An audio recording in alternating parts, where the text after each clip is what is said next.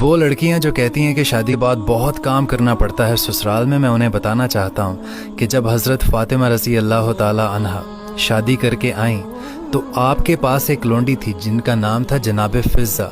آپ ان سے مٹی منگایا کرتی تھی اور لیپا پوتی کیا کرتی تھی، آپ گھر میں جھاڑو لگایا کرتی تھی۔ حضرت امام حسن اور حضرت امام حسین کے درمیان 1 سال کا گیپ نہیں تھا، 11 مہینوں کا گیپ تھا۔ آپ ان کا بھی خیال رکھتی تھی اور آپ چکی پیسا کرتی تھی۔